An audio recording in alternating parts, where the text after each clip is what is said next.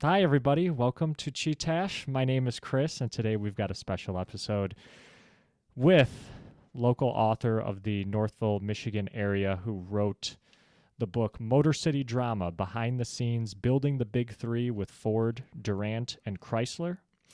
And surprised me today with a new book entitled, what's the title of your new book, Russell? They put America in the air, behind the scenes building the commercial aircraft industry with the Wright brothers, Bill Boeing, and Donald Douglas.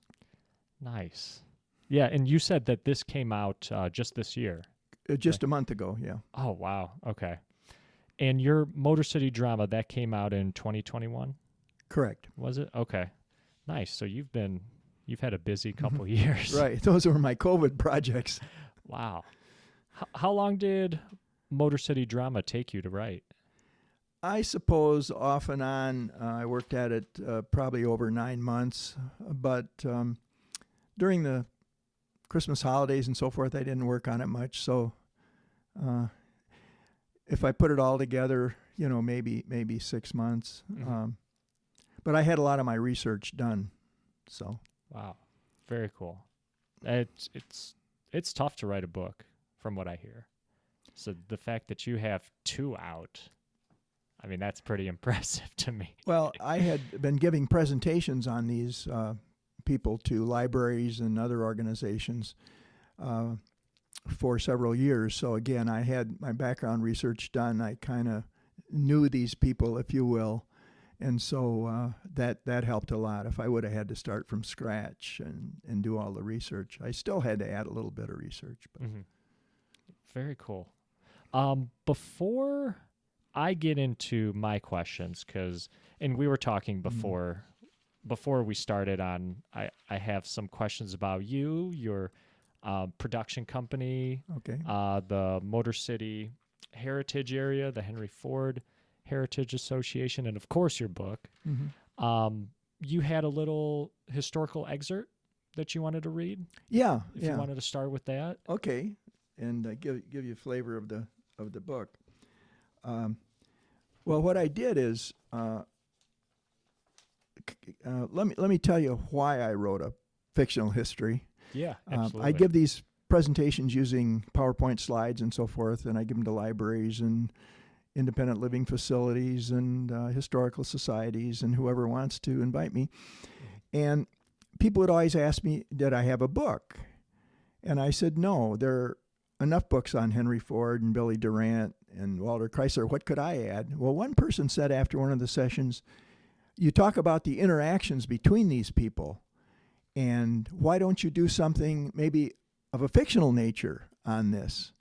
And so again, during COVID, I got thinking about this, and I thought, well, people report on the facts. For instance, there was a meeting where Billy Durant got Henry Ford and two others together to try to start General Motors, and it didn't work out. And so that's what history reports. They had the meeting where it was and the fact that some of the issues, but it's all stated, in the third person. And so I thought, what if I took people into those conversations and actually made up the conversations based on my best estimate of what they would have said based on my knowledge of these people? And that's what I did. So I didn't change history. I added to it as authentically as I could and kind of make these people come alive. Yeah. So we'll give you a flavor of this. Absolutely. Yeah, Okay. yeah. This is actually from chapter 1, the very first part of the book. And chapter 1 is called Henry Ford Gets Things Rolling. And so here's the excerpt. In the spring of 1903, Alexander Malcolmson greeted Henry Ford at the Malcolmson Coal Company offices in Detroit. Henry, thanks for coming in today. I'm speaking on behalf of a group of about a dozen investors, which I pulled together. We're sorry that your last company, the Henry Ford Company, didn't work out for you. At any rate, we're impressed with your racing success, and we know you have a lot more name recognition now. Your 999 racer really is a winner, especially with Barney Oldfield driving it. We know you're also the best engineer in this new automobile industry. So we would like to set up another new company and call it the Ford Motor Company. You'd be vice president and chief engineer. What do you think? Henry looked puzzled. Honestly, I'm a bit surprised. As you know, my first company, the Detroit Automobile Company, failed, and I was pushed out of my second company, the Henry Ford Company. So, you still want me involved? Yes, Henry, definitely. I believe in your ability, and as I said, your name is a huge asset now because of the racing. I'm confident we can make it work this time. So I would get my name on the company and some stock, I assume, along with a salary. Who would run the company? Malcolmson replied quietly, John Gray, a banker, will be president. He'll supply the financial knowledge we need to be a successful business. Henry leaned back in his chair. I don't know, Alex. I'm 39 years old and certainly don't want to be involved with another failure. But I sure love this business and want to succeed. You know the saying, if you don't succeed at first, try again. I fully agree with that. But there is another part that says, then quit before you make a fool of yourself. So this would be my last try. Tell you what, let me talk to Clara about this. My wife is always very supportive. In fact, I call her my great believer. Let me talk it over with her, and I'll get back with you. That evening, after dinner, he talked with Clara, and once again, she believed. The Ford Motor Company was founded in June of 1903. So that's the first segment from the first chapter. Excellent. Very cool. Yeah, that's the part of this book that I really found appealing was it read felt like I was reading a movie script versus, I've read other history books where it's just fact. And it's great and I learn a ton from it. But there's been some history books where they are so dense and so detailed. One example that I just read was Rick Atkinson wrote a book on the first few years of the Revolutionary War, and he was so detailed, and I appreciate it, but it was tiring getting through that book. I know what you mean. I've just read a book on Ulysses Grant, and who I find fascinating, but every battle, just too many details, and you get to the point where, okay, I understand it, and but I don't need to know whether 37 soldiers were killed or 39. Was that the Ron Chernow book? Probably, yeah. Okay, yeah. It's funny. I had a friend who just read a Ulysses S. Grant book, and it was Ron Chernow, and he wrote a book on Washington, Rockefeller, Hamilton. But yeah, I'm sure there's tons of details with any of these cast of characters throughout history, and I enjoyed the fact that you made them come alive in this book. I found it very fascinating, and I learned a lot, and some things that I'm going to ask you about a little bit later. I first wanted to start out and just ask you, who is Russell Dore? Where are you originally from? Okay. Well, I was born in Frankfort, Michigan. My dad was a cook on the car ferries, and then I moved to Manistee. I grew up in Manistee on Lake Michigan. Went to Michigan State, got my bachelor's and master's in psychology. Went out to University of Washington, got a doctorate in educational psychology. Worked actually in management development and training for much of my career. And so I was always interested in leadership. So almost everything that I do is tied in with leadership. These are leaders, obviously. And so that's kind of, I guess, the theme of my life is helping develop leaders and studying leaders. Then in recent years, I did a little private practice in psychology here in the Northville area. And throughout my life, I've had a hobby of acting. I was in the drama club in high school, and I started a community theater group in Northville called the Northville Players, which ran for about 10 years before the Tipping Point Professional Theater came in. Then my group, Dore Productions, did murder mysteries at Genetti's Restaurant in Northville. Oh, yeah. Yep. And, excuse me. And then we went on the dinner train out of Wall Lake and did our murder mysteries. And then I got invited to do a historical thing, to write something at the Botsford Inn about Henry Ford, Harvey Firestone, Thomas Edison. And so we developed something that was an interactive thing where people ask us questions, we pass them out, and then we answered them. But we got the audience involved. So I've kind of gravitated now toward my Dore Productions, and kind of left the psychology practice. I do a little consulting, but I do two things. I do these PowerPoint presentations on Ford, Billy Durant, Walter Chrysler, the Dodge brothers, and others. And then I have another one, that the interactive productions, where we have actors portray Henry Ford, Harvey Firestone, and Thomas Edison. And then I've gravitated with those into some, again, my interest in leaders. So I do Franklin Roosevelt and his wife. I have an actress that works with me.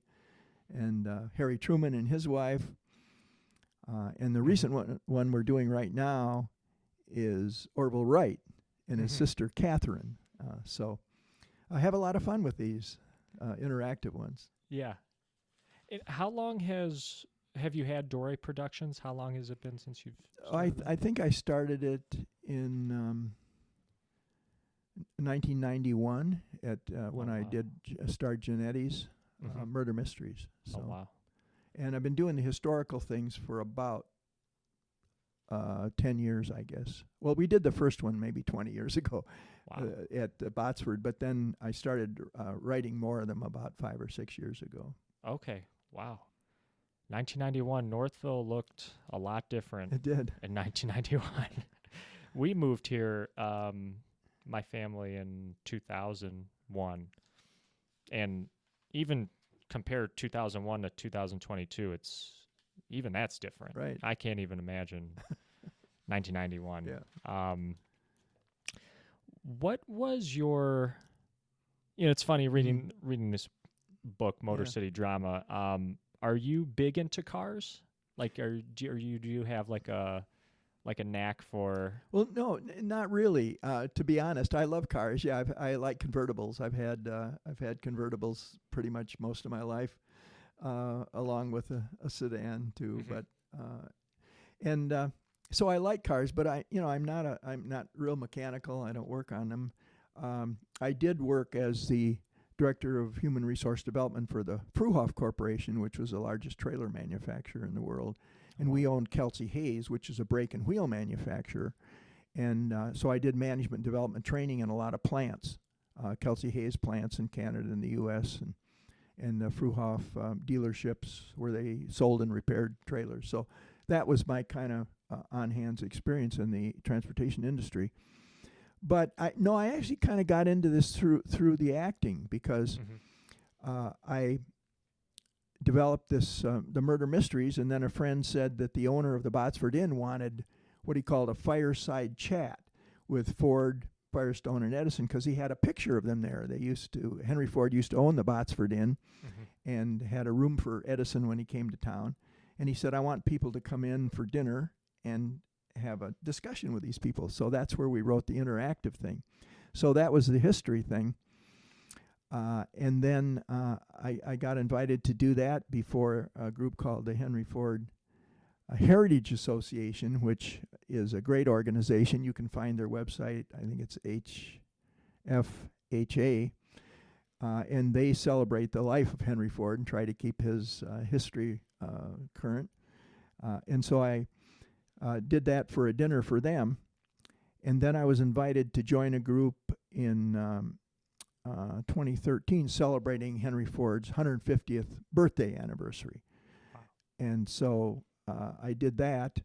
And that's kind of where I got more pulled into the history thing. And we had a PowerPoint presentation on Henry Ford that somebody else wrote, and I gave some of them. And then I realized there was no presentation like that around on Billy Durant or Walter Chrysler or the Dodge brothers, and so I started writing these. So I kind of got backed in through the acting into presentations and historical things. Wow, very cool. Very cool. Going back to the car thing, just to two really quick Yeah. questions. What was your first car that you owned? Well, I learned to drive on our family car, which Mhm. was a 1937 Pontiac. Wow. Now I'm old, but I'm not that old. That car was, a 10-year-old car, and that was our family car. Wow. We didn't have a lot of money, and it had a stick shift, but it was the long stick shift that started at the floor Hmm. and came all the way up. Wow. Yep. And second question, what's your favorite car? Favorite car that I've had? Yeah. Well, I had a Triumph TR4, Wow. and that was fun. That was a sports car, and I guess that was Wow. and that was I think my first new car that I ever bought. The Mhm. others I'd all bought used. Very cool. Speaking of the production company, and you were saying Mhm. the different groups that you do Mhm. these Yeah. presentations for.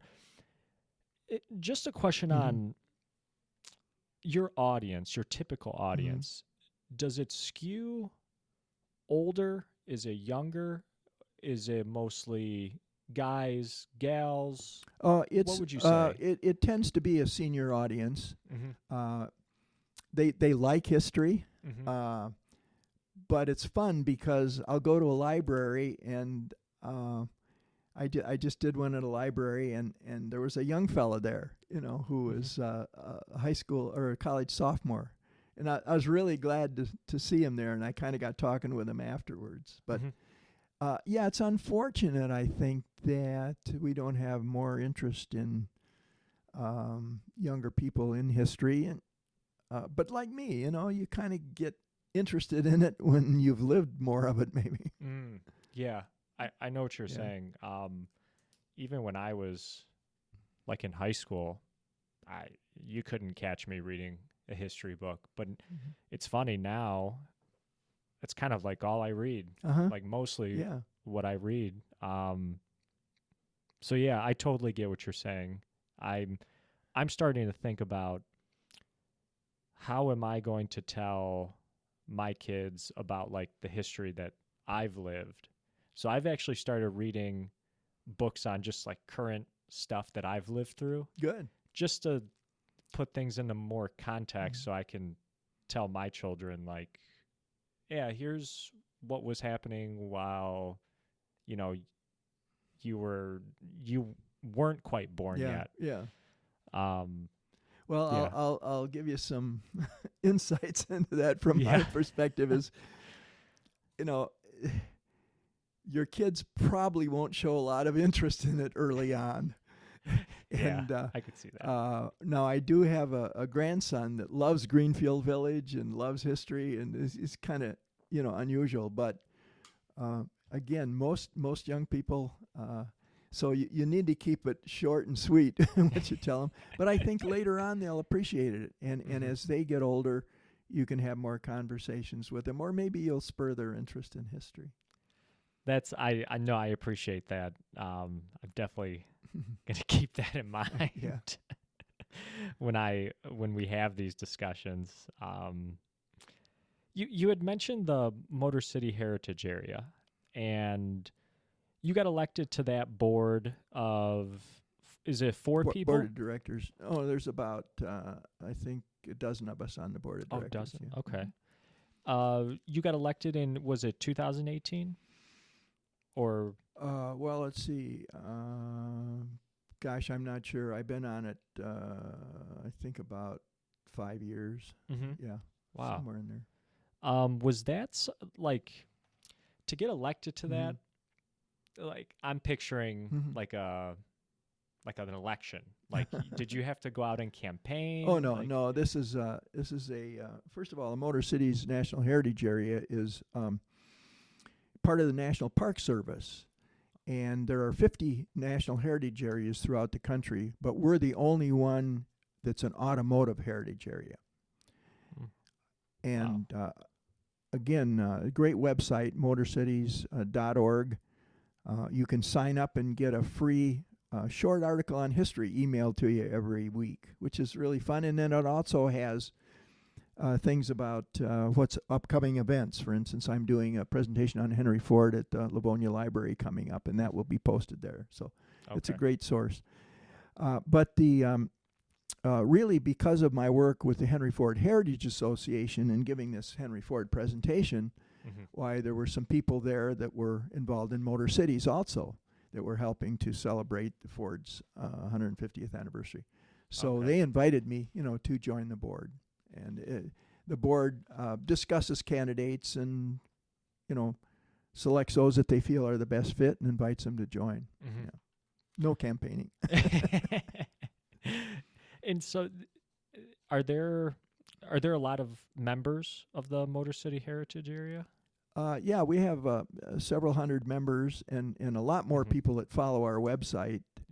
Yeah. We do encourage people to join. We get most of our money from the Park Service, but we do have to raise a certain percentage. Hmm.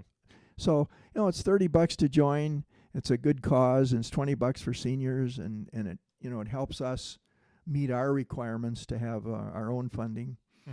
Uh, Lately, if you're driving around Michigan, our heritage area stretches from here over to western Michigan, where the Gilmore Museum around Kalamazoo goes up through Flint. And as you drive in these areas, you'll see big roadside signs saying you are now entering the Motor Cities National Heritage Area. Mm. And those just came up Hmm. during the last year. That was one of our major projects. I didn't, and it's funny because I was on the website a little bit, and I didn't realize how many like locations there were across the state that were these Motor City Mm-hmm. Heritage areas, like up, not just this area Right. too, like Metro Detroit, but Mm-hmm. Lansing, Kalamazoo, Pontiac. I was just up in Pontiac. Pontiac last week at an event where they're reopening the Pontiac Transportation Museum soon, Oh wow. and that's a museum that is fairly new, and it's has a lot of Pontiac cars, Hmm. but not just Pontiacs. Cars of all sorts, and it's a huge building, and it's just things like that we don't find easily, and Motor Cities helps people find those places and go to them. I mean, that's something I definitely, I always used to think, oh, if I want to see like historic automotive Mm. history stuffs, Right. there's Greenfield Village. Yeah. And that's all I Right. thought about in my mind. But then looking at that map on the Motor City Heritage site, I was shocked Yeah. at just the Yeah. sheer number in the state. Well, one of my favorites is the Paquette Museum in Detroit. It was the plant that it wasn't Henry Ford's first plant, but it was where the Model T was designed. And it's a small museum, 3 floors, Mhm. and it has the secret room where Henry walled off a room at the end while he was designing the Model T because he didn't want anybody to, steal his ideas because people like the Dodge brothers were suppliers, and he didn't want them seeing because he knew they had their own small company too. So it's just a lot of fun. And they also Henry Ford started with the alphabet. His first car was a Model A, not the Model A you see today, but a different Model A, and then B, C through on up. And this museum has every letter car that was ever built by Henry Ford. They just acquired this from another location, so it's even if people haven't Wow. been there for a while, now that you can see all these letter cars. Wow. You said that was in Detroit? Yeah. Okay. On Wow. Paquette Avenue. Paquette Avenue. Okay. Wow, I And didn't know again, that. the Henry Ford, the National Heritage Area, you if you join, you get discounts at almost all of these museums. Hmm. So Wow, that's very cool. If people are in the area then, or living in this area, they should definitely check that out. Check out that Motor City Heritage Area website. Um, let's get into your book, okay, Motor City Drama. Behind the scenes building the Big Three with Ford, Durant, and Chrysler. One of the things that stood out to me was just the relationship between these companies and how they came together. And I didn't realize it. Like some of these companies were started by people who worked at the other Right, companies. right. One of them you just Mm. mentioned, the Dodge brothers were working uh, were they working at Ford before they Well, started? they actually, the Dodge brothers built most of the original Ford cars. Wow. Uh, the uh, the Model A and the original Model A, and then some of the other early models that were successful. Mm-hmm. They built the transmissions, the engines, everything pretty much, but the body and the wheels. Mm-hmm. And then Henry Ford just assembled those at his first plant.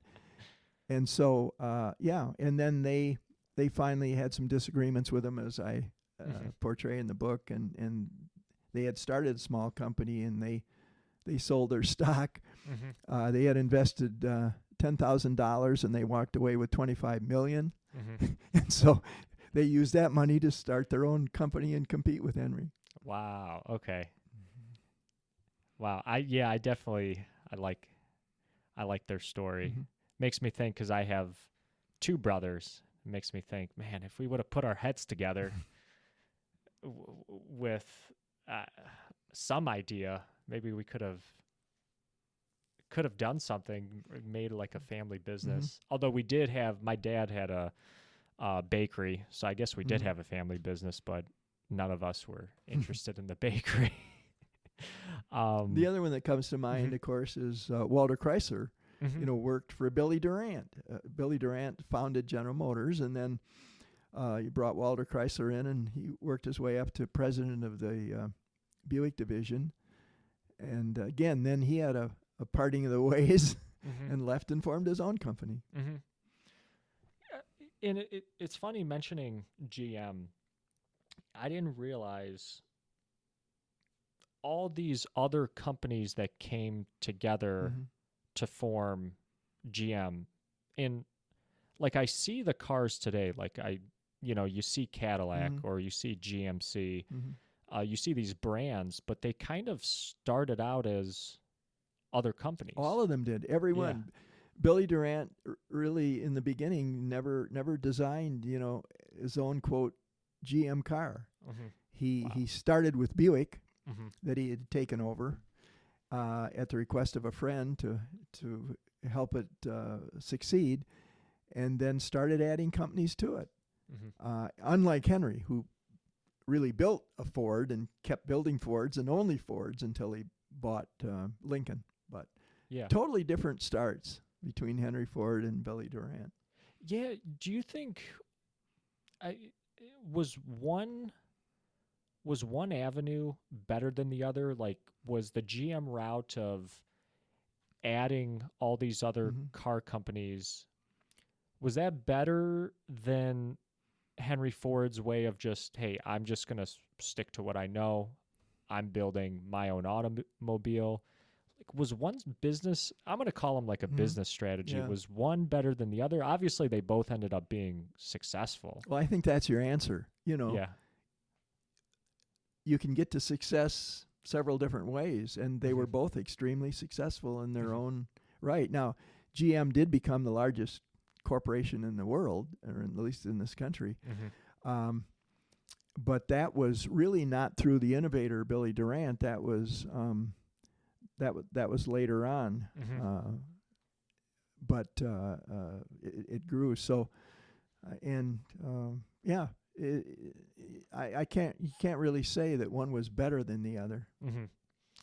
Yeah, I guess you're right. Like, they both, I mean, they're both here today. Right. So Exactly.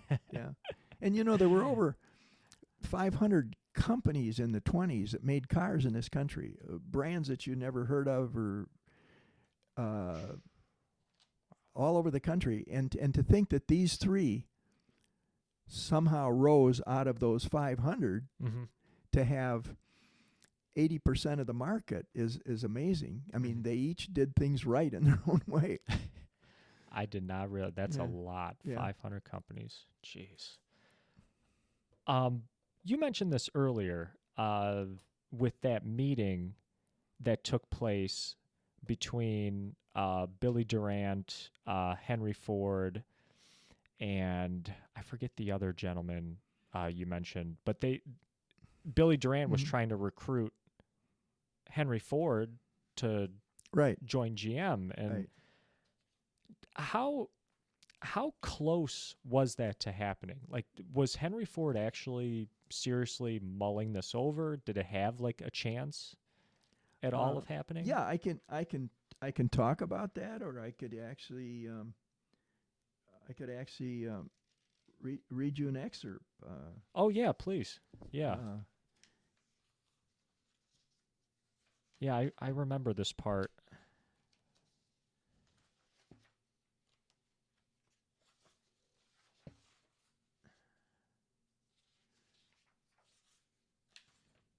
okay, well, let's just read some of that then. This is chapter 3. Billy Durant founds General Motors.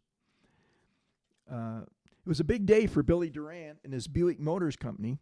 In the summer of 1908, he was launching a bold new venture as he greeted his guests Henry Ford, Ransom Olds, and Ben Briscoe at the door to his hotel suite at the Pontchartrain Hotel in Detroit. Good afternoon, Henry. How are you, Ransom? Good to see you, Ben.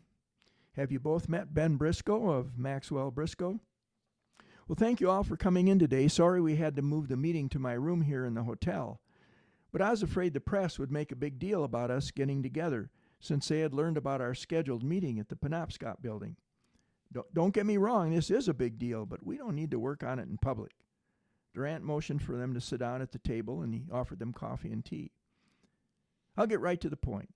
I think we can put together the world's best car company by combining our companies and our talents. Henry, you have a nice little company, and your Model N runabout is selling well. Your new Model T looks even better. Ransom, you build Oldsmobile into a fine company, and now you're building Rio Motors. I'm sure Rio will be an even better company than Oldsmobile now that you don't have to fight with your investors and are free to do things your way. Ben, your Maxwell brand is doing very well, as we all know. And there's my company, Buick Motors. Ben interjected, Don't be so humble, Billy. Buick Motors is first in sales for the whole industry, which is over 400 companies. Billy smiled. Thanks, Ben. I know this merger was your idea, and the J.P. Morgan people talked to you about it. They put together several companies to form U.S. Steel, which worked out pretty well for all concerned. And they think we should do the same with the automotive companies. I know they suggested to you that we include the top 20 companies. Maybe I'm not a big enough thinker, but I felt we should keep it simple and start with the 4 of us. A lot better chance of putting together a deal. Henry spoke up. I think you're right. I like more straightforward, simple approaches myself. What about you other 2 fellows? Ransom nodded his head. Sounds good to me. I think we have a good crew here to do this. Ben chimed in. I guess I'll have to agree with you fellows. We probably could add others later if we felt it made sense at the time. I'm in. Henry turned to Billy. Let's talk about the money. I talked with my young business manager, Jimmy Cousins, and he feels we would need about $3 million in cash, plus, of course, stock in the company. Billy replied, Wow, I didn't think there would be a need for so much cash to get started.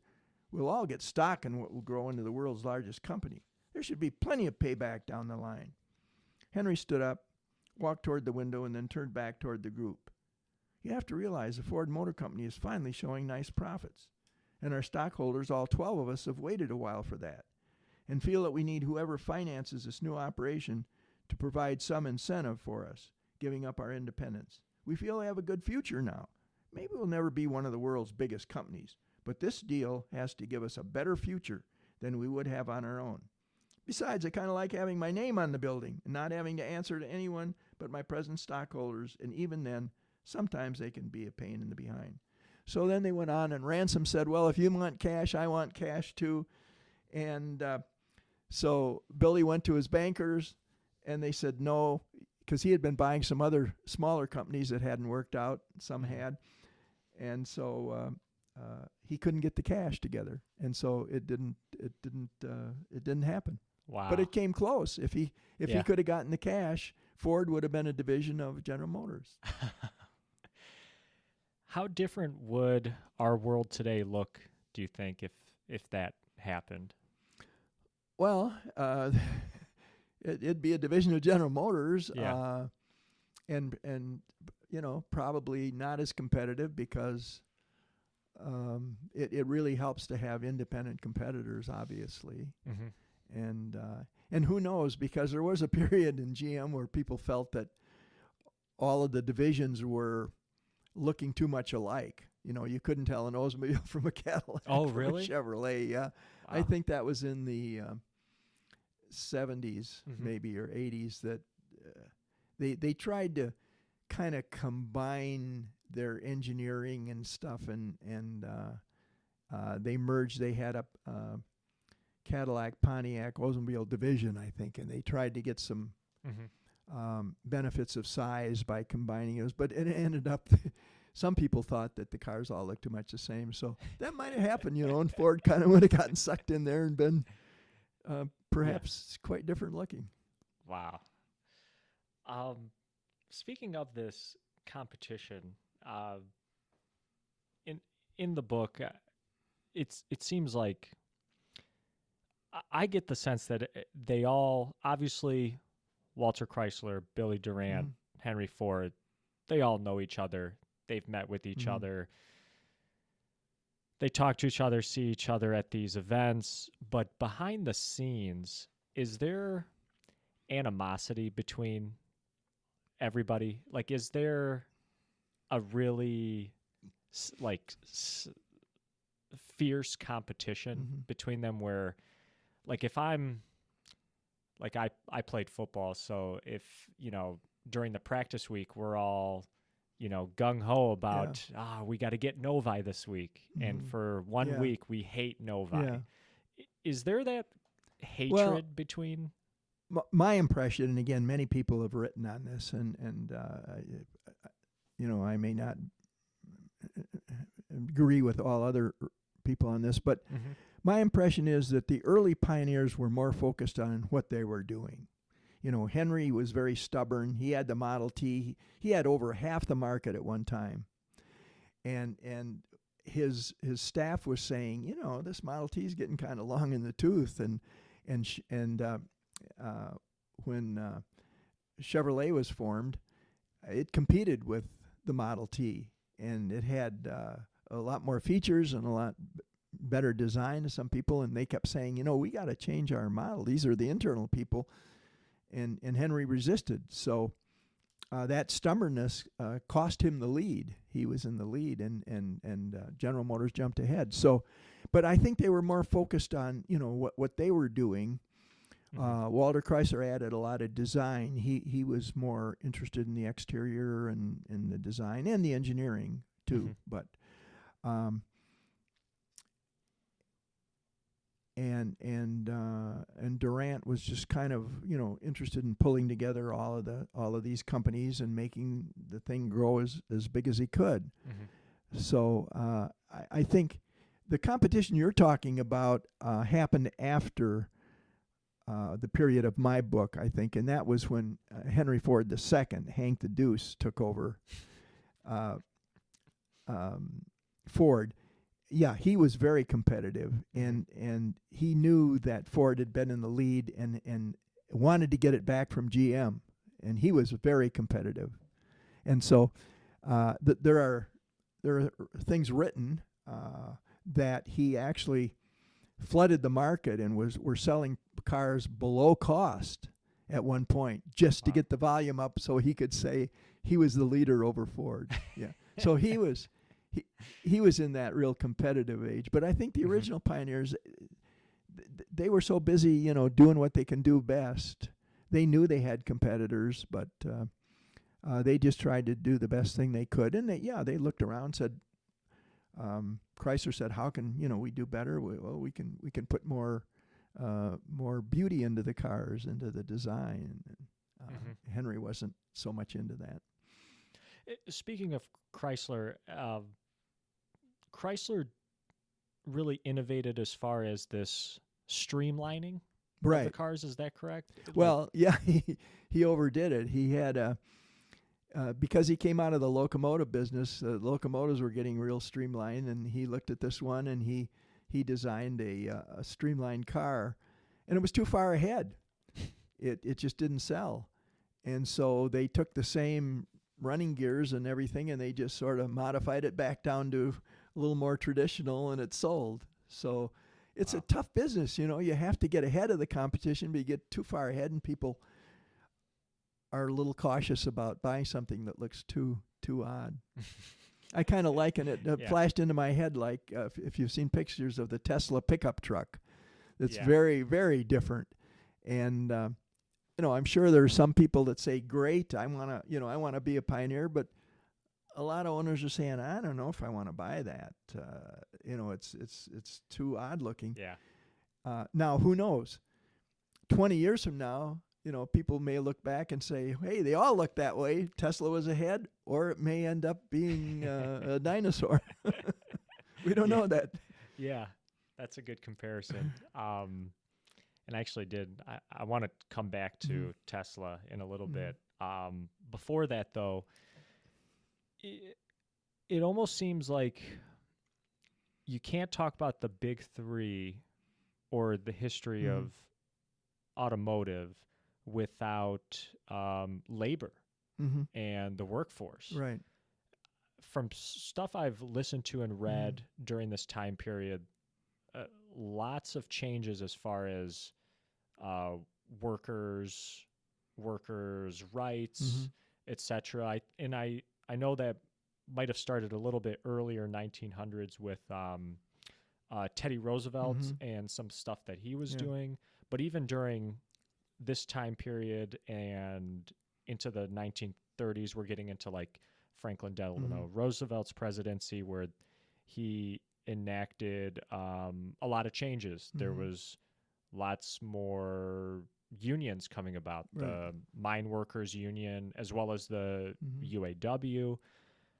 How big of a role does the relationship between labor and these automotive companies, what was that relationship like in the beginning, and did that change as over the course of Henry Ford's life, Billy Graham's life? The workers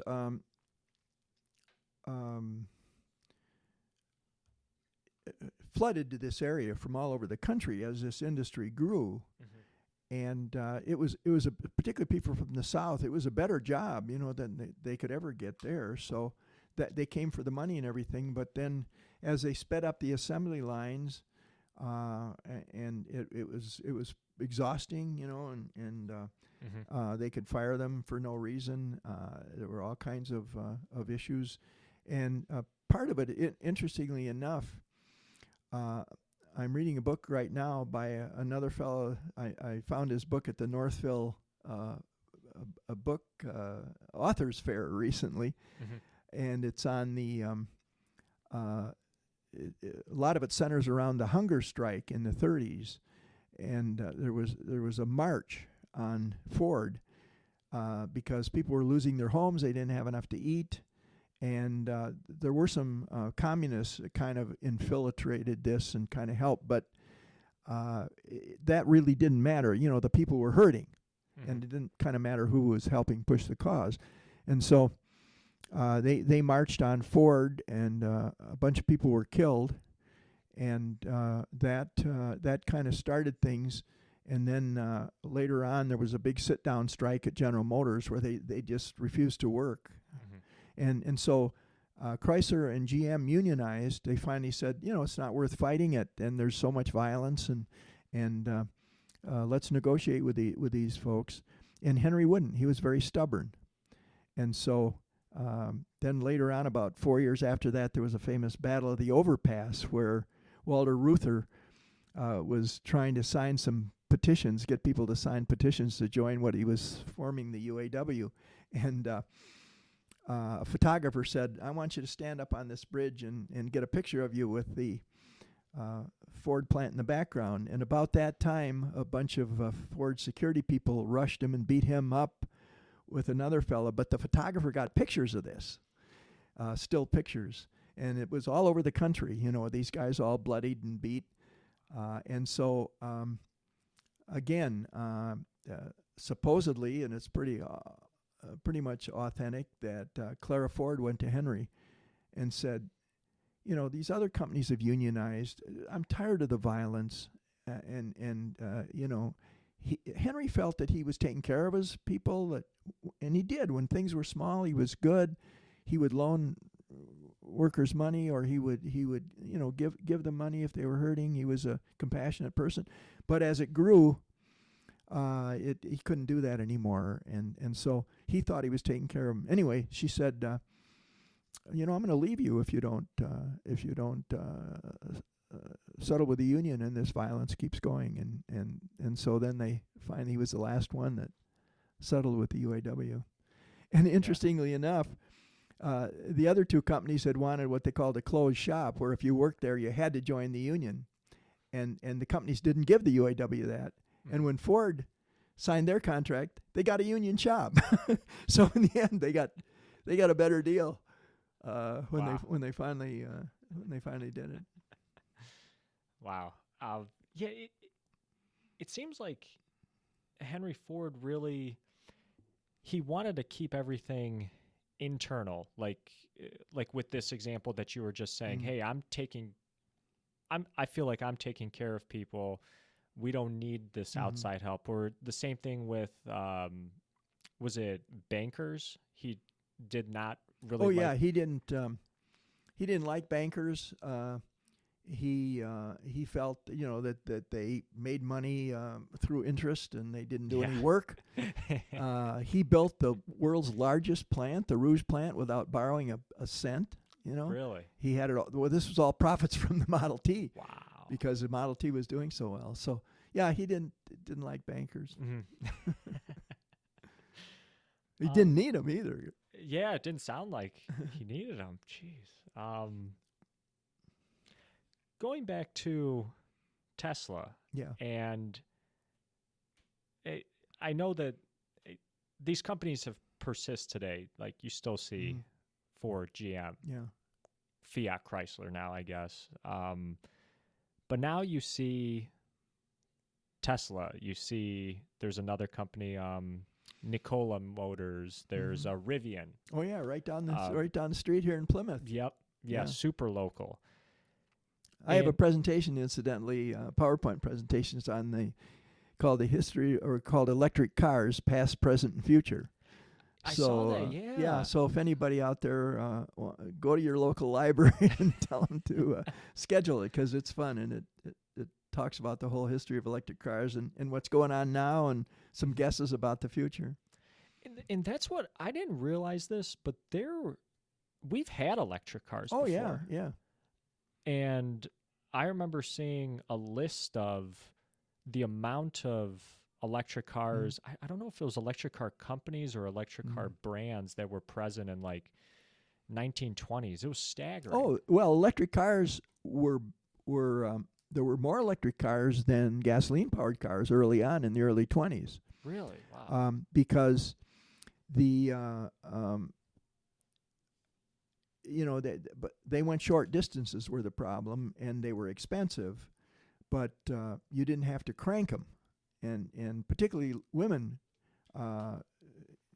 either didn't have the strength to crank them, or also that crank could flip around and break your wrist if you weren't careful about how you're doing it. So, in fact, Clara Ford drove electrics even after the Model T came out, until they got the automatic starting electric start. So yeah, electrics were big for a while, and then when Henry brought the price of the Model T down so much with his assembly line, and the electrics were still very expensive, and the range was still not good. They didn't have the technology. They went maybe 60, 80 miles on a charge. Now we're up to 300 and 400 miles on a charge. Have you ever ridden in a Tesla? Yes, my son has one. Does he? They're zippy. They are fast. He wouldn't let me drive it, I was down in Florida recently, and one of the gentlemen I was down there with had a Tesla, and it is so fast. It shocked me. Yeah. It actually brought tears to my eyes because he didn't tell me that he's going to rev it up. Yeah. And we turned right out of the street onto like the main highway, and I had to grab a hold of the car because I felt like I was in a space shuttle. It just zoomed. Well, there's no power transfer between an engine and a transmission and everything. It's just all direct. It's just direct. And but the big three, as you read every day. In fact, I have to change my presentation every week because more things are coming out. But all of the companies, Ford, GM, and now Stellantis, which is the parent company of Chrysler, they're all investing big in electric. And and it's only 3% of the market right now. So, obviously their research shows that it's going to happen, and whether it'll happen as fast as people think or not. But they're selling out. They're selling out on many of these models that come out. The Ford Mustang, I think, is sold out for several months, and so it's interesting. And there are a lot of issues, but that's another subject. Maybe we can do that sometime. I want to wrap this up with a little game. Okay, can we do one thing before we wrap?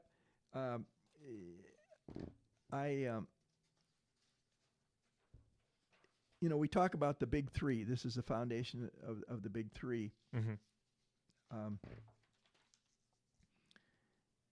And I would like to just read an excerpt from chapter 11.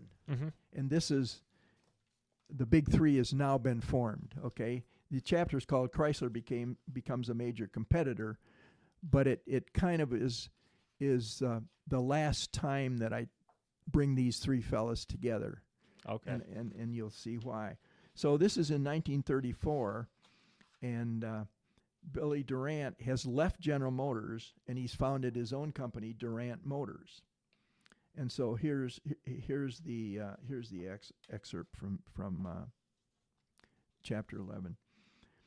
Chrysler continued to grow, and by 1932, it was third in sales behind Chevrolet and Ford. By the end of 1932, GM, Ford, and Chrysler produced 85% of the total output of American cars, and the term the Big Three was born. In January 1934, a special issue of Fortune magazine was devoted to Walter Chrysler and his success in building his company. That month, Billy Durant hosted a lunch for the Big Three auto pioneers in a small private dining room at the Pontchartrain Hotel during the Detroit Auto Show to honor Walter. Billy Durant opened the discussion. Fellas, I'm glad we could all get together. I thought it would be a good idea to honor Walter. After all, it's not everyone that gets a special edition of Fortune magazine. Besides, I heard that he's thinking of retiring next year, so this may be kind of a last supper for the founders of the Big Three. Hope no one gets crucified as a result, though. The others chuckled. Just remember, Walter, that I brought you into the auto business when I was running GM, added Durant. Yes, and I imagine you remember why I left, Walter said, smiling. I know I wasn't the easiest guy to work for. You did a great job running Buick, and I hated to lose you. Yeah, I know you had a hard time letting go of some things, Billy, but it worked out well. I learned a lot at Buick, enough to start my own company. Eventually, I certainly appreciate my time there. Yes, I'll probably retire next year. I'll still be chairman, but I won't be involved in active management. I'm leaving that to K.T. Keller. Henry, we know that you've turned the Ford presidency over to Edsel some time ago, commented Billy. But I hear you're still pretty active in management. Yes, I have a lot to say in the company. Some feel I have too much to say. But I still have plenty of good ideas, and I don't want to waste them. Also, between the three of us here, Edsel sometimes gets off on the wrong track, and I need to steer him back. Well, interjected Walter, I'm leaving all the steering to KT once I leave. I have a nice home in New York on the water on Long Island with a great view of the Sound. A nice boat, looking forward to enjoying life. I've earned it. Billy, are you ever going to retire? You're older than me. When are you going to relax and enjoy life? Billy smiled. As you probably know, I lost interest in my car company and got more interested in investments. I started some stock pools where people could invest more easily. One of my partners was Joe Kennedy. Now, you might have heard that they called me King of the Bulls on Wall Street back then. That is, until a market crash back in '29. Almost wiped me out financially. During this time, Durant Motors fell on hard times, and we had to declare company bankruptcy last year. But to answer your question about retirement, I am more like Henry. I guess work is my answer to enjoying life. I may never retire. Now, I have a new venture that I'm excited about. Bowling alleys. Bowling alleys? Questioned Henry. Right, replied Billy, his eyes lighting up. Now you only find them in fancy hotels, private clubs, and office buildings. I think there is a market for public bowling alleys, where anyone can go pay a fee and bowl with friends and family, and have a drink and some lunch too. Sounds interesting, commented Walter. Is there enough money in that for someone like you? You're used to big-time operations. Well, there certainly is. I'm planning the first one in Pontiac, and once that's going, I envision a national company. I'm shooting for about 50 alleys in the first 3 years. Henry jumped in. Billy, if it was anyone but you, I would not give it a rat's chance for success. But you seem to be able to sell anything. Why not bowling alleys? Besides, we won't have you competing with us anymore, he added with a wry smile. Best of luck to you in your venture. Thanks, Henry. Now we should be winding up our meal here. Back to the main purpose of getting together. I propose a toast to Walter. We know that you have several months left before you go, but we're happy we could get together and wish you a happy retirement. So here is the best to you in the future, he said, lifting his wine glass. Cheers, added Henry, raising his glass of lemonade. The very best to you.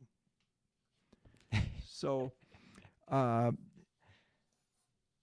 Durant unfortunately had a stroke and was never able to carry out his plan to develop bowling alleys, but it happened, and bowling alleys were a big thing in this country after that. Mm-hmm. So he had some vision there.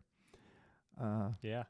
And now, the first conversation that I read you between Malcolmson and Ford, you know, when they founded the Henry Ford or the Ford Motor Company, was really based. They had to meet and they had to talk, right? And so I just made up the words. This last one, I made up the whole meeting. You know, there's no recorded meeting of these three guys, but I wanted to bring it together because once Walter exited the big three, you know, then the title of my book was The Formation of the Big Three, you know, with these three. And I go on and I talk about some things that happened later, like unionization and everything. But I kind of wanted to pull turn the big three in and kind of cement this. So I made that meeting up. But again, the stuff they talked about, the bowling alleys and K.T. Keller taking over Chrysler and Henry Ford being a little too tight, riding herd on his son Edsel, those were all pretty well documented. Yeah, excellent. Yeah. Well, the bowling alley thing was really cool. I didn't even know. Well, it's interesting. I was giving one of my PowerPoint presentations on Billy Durant and the founder of General Motors, and a fella came up to me afterwards and he said, as a kid, I lived in Pontiac. And he said, I went into a bowling alley and this nice old gray-haired man set the pins, you know, rendered me my shoes, poured my Coca-Cola. And he said, I went home and told my dad, you know, this nice old man there at the bowling alley. He said, you know, that is the founder of General Motors. That's Billy Durant. Wow. That was his first bowling alley. Right there in Pontiac. Yeah. Wow. So I met a guy that experienced it, which was really neat. That is very cool. Well, I appreciate it, Russell. Thank you for diving into this book and giving some more insight on it. I'd like to finish with this game. I'm calling it just You Pick. Okay. There's no rules to it. There's no criteria. I'm just going to throw out. Is there a prize? There. I should have a prize. No, I didn't I'm come kidding. prepared with a prize today. But I have, you know, just in honor of what you've written, stuff you do with your production company and these historical figures. I'm going to throw out two names. each round. Okay. You got to pick one. Okay. And I'm not setting a criteria. It's whatever you want it to be. Then do I And tell you why I picked it, or? if you want to, if you want Okay. to, or you don't have Yeah, to at okay. all. And there's a mix in here of historical figures and some people who are still alive today Okay. from various facets of American life. All right. So I'll start with Henry Ford or Billy Durant. Billy Durant. He was a dreamer. He was a salesman. He built a company. By pulling in other people that had started things and were trying to be successful. And he had his own shortcomings. I guess, although Henry was terribly successful and captured the 50% of the market at one time, I guess what's always kind of bothered me is his stubbornness when because he wouldn't listen to his people and develop new models, he lost that tremendous lead that he had, and it really was not overcome, at least for many years. It was for a while and then back and forth, but he lost that lead, kind of out of his stubbornness. Okay. But it was close. I mean, obviously Henry Ford is an icon of the industry and deserves every bit of credit he gets. But you asked me. How about Walter Chrysler or Henry Leland? Well, Walter Chrysler, again, he was didn't have a lot of formal education. But he was a doer, and he managed people. He was well known for his people skills, and he was successful. And Leland was very instrumental in the Cadillac, starting the Cadillac company. But he wasn't much of a businessman, and that's why Ford was able to buy it really inexpensively. And so, Leland was instrumental in engineering wise, but Chrysler was a doer. Okay. We're going current now. Okay.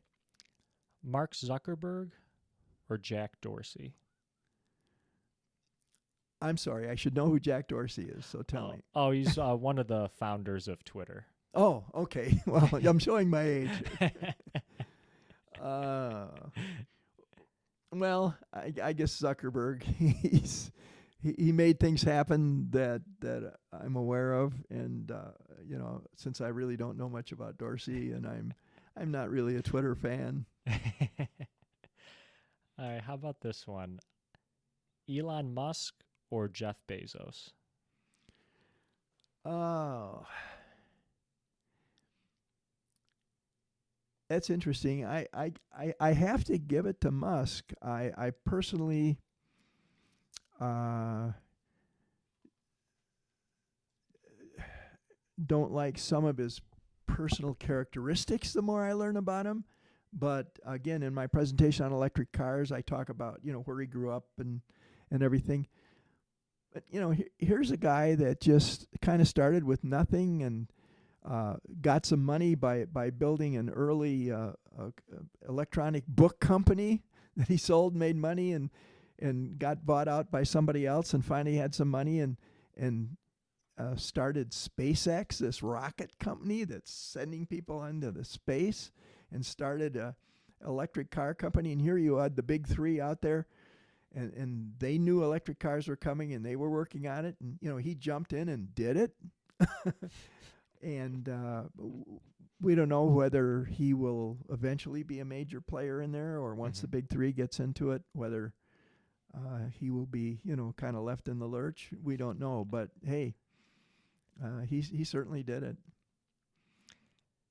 How about the Dodge brothers or the Wright brothers? Oh, the Wright brothers. And again, I just wrote a book, as I said, where I had Wright brothers. Dodge brothers were characters. They were real salty guys. Again, they were salty of the earth guys, mechanics who, built their own company, a very good company and very successful. They had drinking problems, and were a bit wild, and they were fun. And I've got a chapter in the book where they have an argument with Henry Ford, Mm-hmm. Yeah. and they're pretty earthy. Yeah. But the Wright brothers, they kind of started this. They were bicycle manufacturers, and they kind of started aircraft as a hobby. But they kept at it and kept at it. Mm-hmm. They had a dream. Their father brought them a toy airplane powered by rubber bands when they were kids, and they kind of had this dream about could something be made where people could fly in it and have an engine instead of rubber bands, and they did it. Yeah. Wow. Yeah. How about this one? Bill Boeing or Howard Hughes? Oh, Bill Boeing. I worked for Boeing for a few years. Oh, wow. Okay. And of course, he built a wonderful company, and I think one of the largest exporters companies in the United States, if not the largest for many years, of exporting product to the world. Howard Hughes, was a fascinating guy. He had some emotional issues, and in his later life became a real recluse. Mm-hmm. I mean, that happens, but certainly.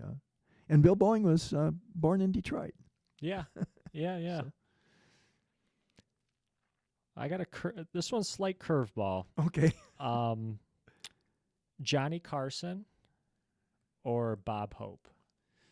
Oh boy, that is a tough one. I guess Carson. I just spent so many evenings growing up watching Carson. He was so good with people. He did his skits.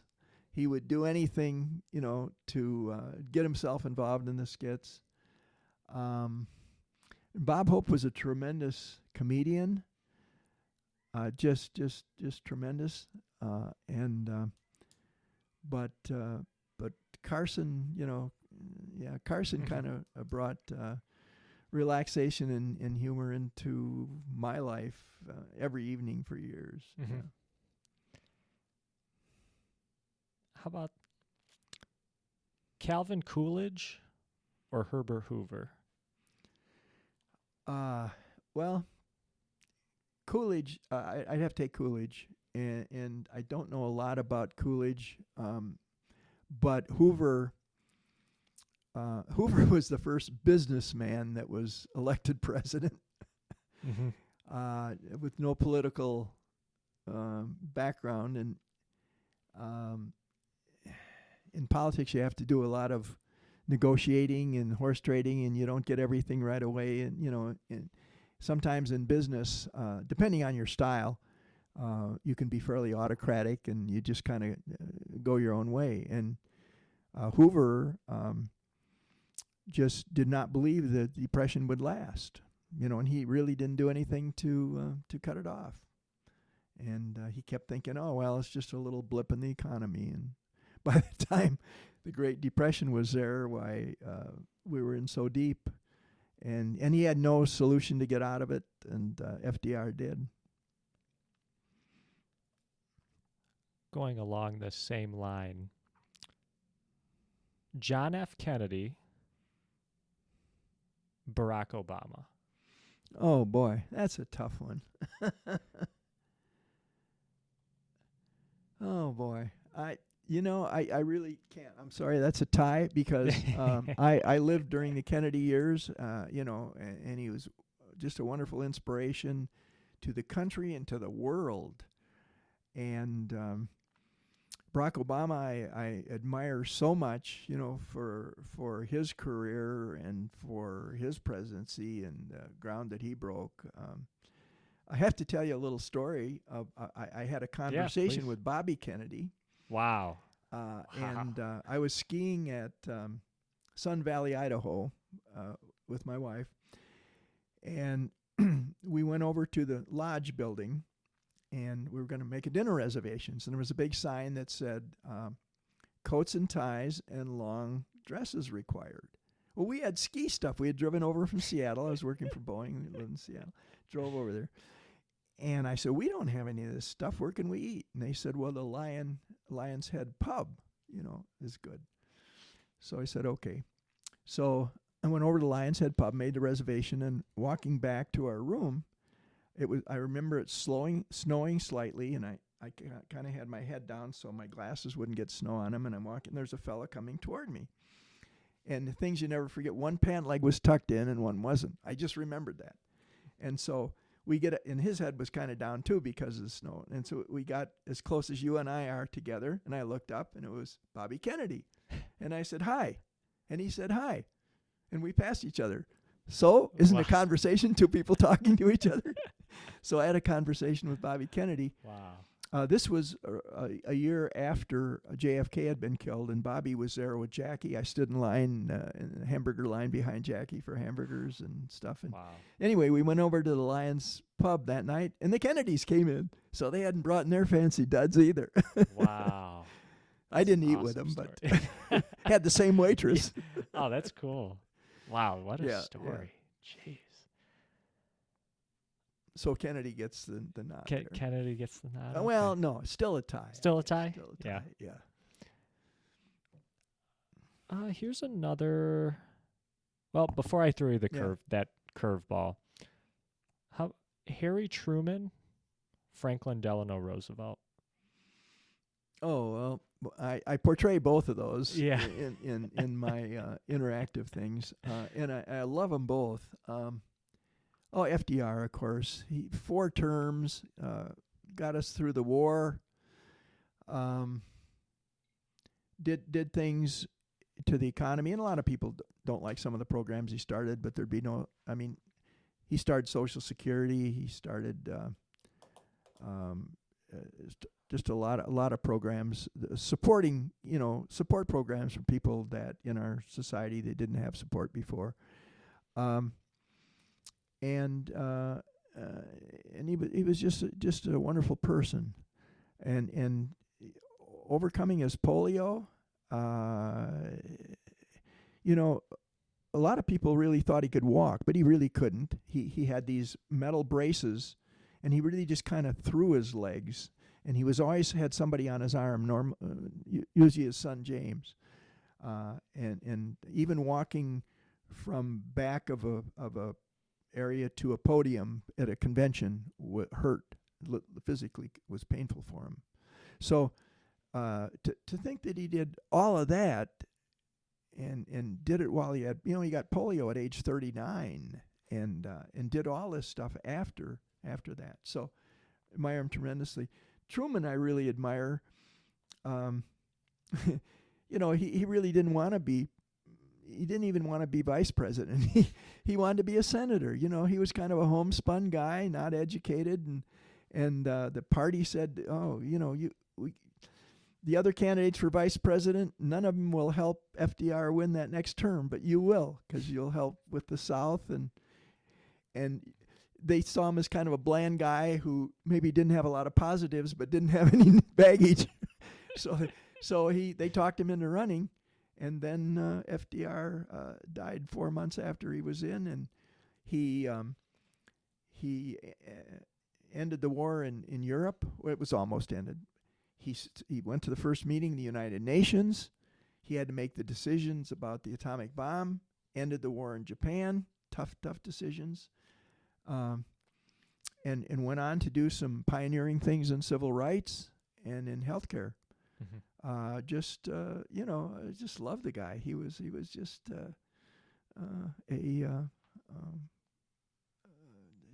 just a tremendous underrated guy. Mm-hmm. Yeah. Last presidential political one. Teddy Roosevelt, Ronald Reagan. Oh boy. I guess Ronald Reagan. I'm an independent voter, and I voted both Democrat and Republican. Teddy Roosevelt, I've seen a lot of videos on him and read stuff, and he was a character, and he was inspirational and things. But again, probably because I lived during the Reagan years, and he was a great communicator. He honestly could get people to work across the aisle, and which people have trouble with today. but he was able to bring in people from a wide variety of backgrounds and kind of make things happen. Yeah. Two more. This is the curveball. Stanley Kubrick, Steven Spielberg. I guess I'm a Spielberg guy. Yeah.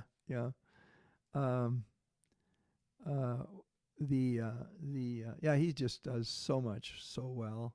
Mm-hmm. And what's the one about the German? Trying to think, the German concentration camps. The one they did.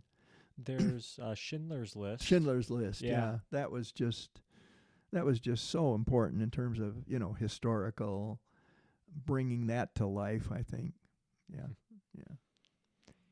And then last one, Thomas Edison or Nikola Tesla. Oh, well, Edison. I portray Edison, but Tesla developed the direct alternating current, and Edison was using direct current, and so they both had different ideas, and then what's the the guy that's I think of him as refrigerators now, but he kind of took over from Tesla and had the current wars with Edison, where they were and finally actually alternating current won out in the long run, but it took a while before they could reduce the dangers of it, and so or to make it cover long distances and so forth. So anyway, yeah, Edison, he was a character, but he was obviously invented the the electric lamp and the movie camera and projector, and was the leading scientist at the time. Nice. You are off the hot seat, Russell. Okay. Well, that was interesting. Yeah. No knowledge that we were going to do that, but it was fun. It was fun. Yeah, that's inspired from a podcast I listened to, which is actually a music hip hop podcast where they have their guests pick different artists, and they just tell them no criteria. It's whatever criteria you want it to be, and they just give them two choices, and wherever your mind takes you. Yeah. Russell Dore, thank you very much for sitting down with me and doing this interview. I enjoyed your book, Motor City Drama. You can get it on Amazon. Amazon, that's where I got it. Yep, on Amazon. And your new book again on aviation. They Put America in the Air. That's on Amazon too. Awesome. Also. And both of them have a Kindle version. Okay. So. And for people that want to know a little bit more, would they go to your production company website? Yeah. Yeah. It's Dore Productions, DORE Productions.weebly.com. And I got a list of all my presentations there, and information on the books, and on some interviews, video interviews, and video segments from some of my interactive things. Yeah, great. Well, Very thank you cool. for inviting me. It's been fun. Yeah, and sorry, we went an hour 20, so I know we did it a long one, but I appreciate you Okay. sticking with me Okay. and taking the time to speak about, I think, such a important part of American history. And I hope that as you continue to do your presentations, you start to see more and more younger people in attendance. Yeah. And I will do my best. I will do my part with Okay. my future children in helping them to understand American history. And Russell Dore, thank you very much again. Okay. Thank you.